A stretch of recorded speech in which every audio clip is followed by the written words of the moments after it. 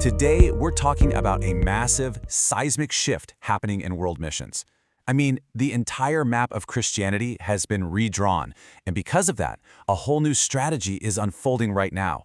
And it all starts with just one powerful number. Here it is, 86%. Just look at that for a second. What on earth could that number represent when we're talking about global missions? Well, it points to a huge, unfinished task. And here's what it means. According to the Center for the Study of Global Christianity, a pretty staggering 86% of the world's Muslims, Hindus, and Buddhists will probably go their entire lives without ever meeting a Christian. This is the core challenge we're diving into today, what some call the unfinished task of the Great Commission. So, how is the global church even beginning to rise to this challenge? Well, here's our roadmap for today. We're going to look at the original mandate, then this incredible demographic shift that changed literally everything, the new era of strategy that it launched, and what it all means for the future. And, for you. So, let's start by jumping all the way back to the very foundation, the command that's been driving Christian mission for 2,000 years.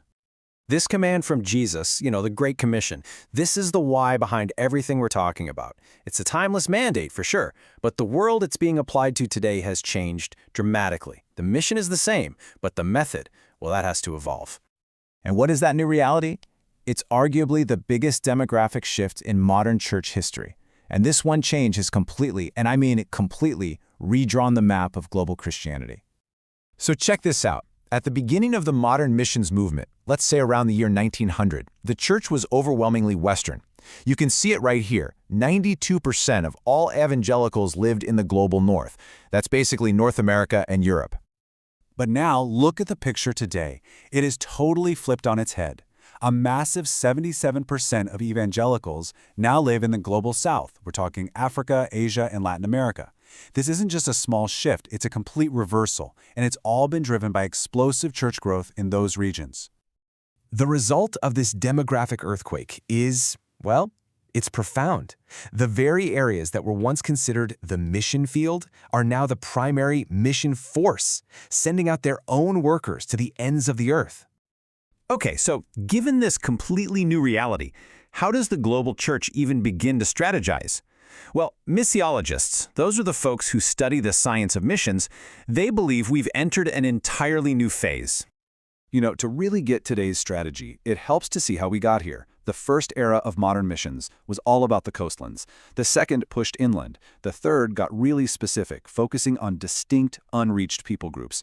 But today, we're in the fourth era, and its one-word strategy is mobilization, activating this massive, new, global workforce. So what exactly is mission mobilization?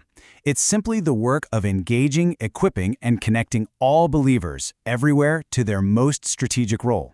See, this isn't just about recruiting a few special forces missionaries anymore. It's about activating the entire body of Christ for the mission.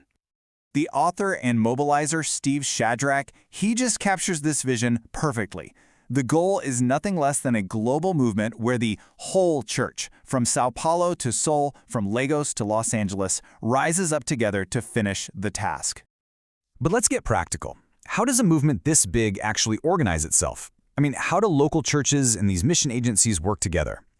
Well, a missiologist named Ralph Winter gave us a really foundational way to understand this. He called it God's two structures. So, the first structure is what he called the modality. This is what we all think of as church, right? The local congregation. It's a diverse community, all ages, all backgrounds, rooted in a specific place, and it's focused on nurturing and discipling its members. It's meant to be stable and permanent. Then there's the second structure, the sodality. This is your mission agency, a specialized team, a missionary band. It's formed for a very specific targeted task, usually cross-cultural. And membership here requires a second-level commitment. It's more than just belonging to a local church.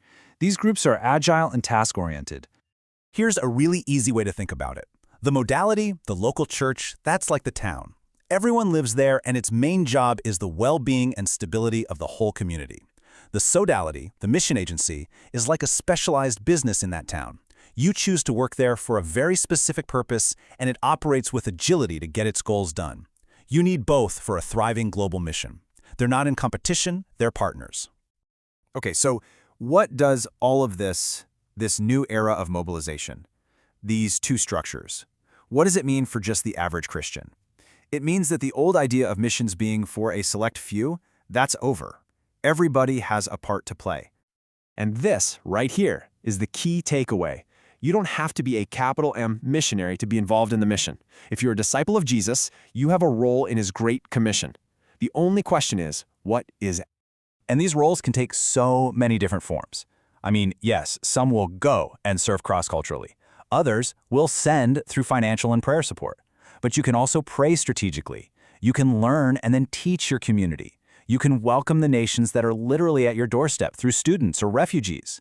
And you can mobilize, helping other people find their role. Okay, let's pull all these threads together. This new era of mobilization is creating this incredibly exciting, collaborative, and truly global future for Christian mission.